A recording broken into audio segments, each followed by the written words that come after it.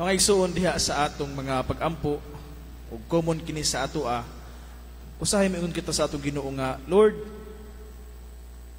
ayuha lang kining akong sakit ug moalagad aw kanimo. Diba? Natin mga hangyo sa Ginoo. Lord, papasara lang ko niini, mag-donate ko ing-ani nga amount. Lord, ing-ani Lord, unta na nga ing-ani kung imo ning buhaton sa ako, mubalik na ko sa seminaryo, Lord. O, di ba? Naatay mga ing-ana nga magpag-ampo ug dili na sayop. Dili na sayop nga mangayo kita sa Ginoo.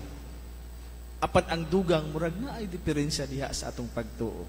Nga kung buhaton kini sa Ginoo, mauning atong himuon.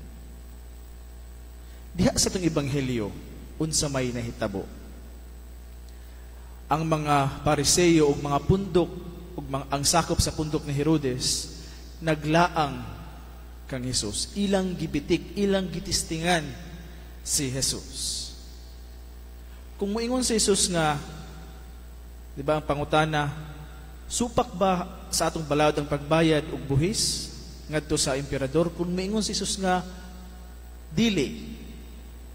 Di ba? So dapat mo hatag og buhis. Mga suko ang mga katawhan, mga suko ang mga Hudiyo ngadto kang Hesus. Ug kung moingon nga oo, supak, masuko usab ang mga otoridad nga Romanhon kang Hesus. So usa kini ka pagtisting og pagbitik kaniya. Apan unsa maingon ni Hesus, siya nga maalamon, siya nga sayod sa ilang pangunahuna, siya nga sayod sa ilang gitinguha. Kung mao kana, ihatag nindiyo ngadto sa emperador ang iya sa emperador ug ngadto sa Dios ang iya sa Dios. Wala sila mahimong successful diha silang pagbitik nga na kang Hesus. In relation sa atong mga pag-ampo, nga daw gitistingan nato ang atong Ginoong Dios, kana dili pagpakita sa kung unsa ang tiunay nga pagtuo sa atong Ginoo. Nga atong gibutangan og mga kondisyon ang atong mga pag-ampo nga naa sa atong Ginoong Dios. Nga atong gibutangan og kondisyon ang atong pagtuman sa iyang kabubuton.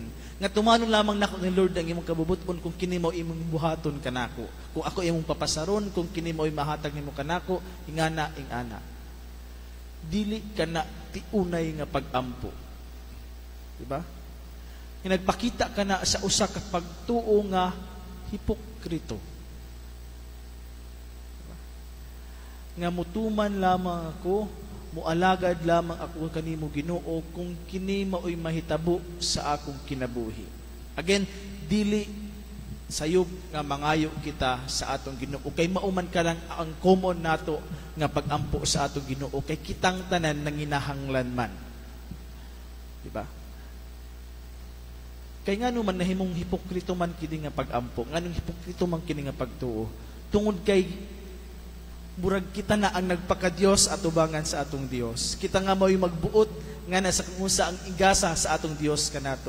Kita na ang nagbutang og kung unsa man ang kabubuton sa Dios alang kanato. Diba? Nagpaka-Dios na noon kita atubangan sa atong Dios.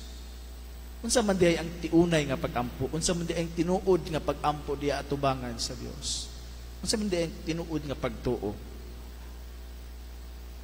Maigsuon ang tinuod nga pagtuo, ang tinuod nga pag-ampo ang maingon kita, Lord, mao kini ang akong gusto.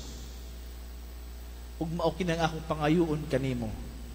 Apan dili ang kabubuton maoy matuman kung dili ang imong kabubuton. Familiar, di ba? Mao kana ang pag-ampo ni Jesus sa iyang amahan. Nga tanggala kining kupa nga akong mahiaguman karon apan ang imong pagbuot maoy matuman. Mga igsuon diha sa atong mga pag-ampo, diha sa atong pagpaningkamot, diha sa atong kinabuhi, diha sa atong pagka naay mga panginahanglan. Ato unta makita ang panginahanglanon diha sa pagtuman sa atong Ginoong Dios nganha sa atong kinabuhi.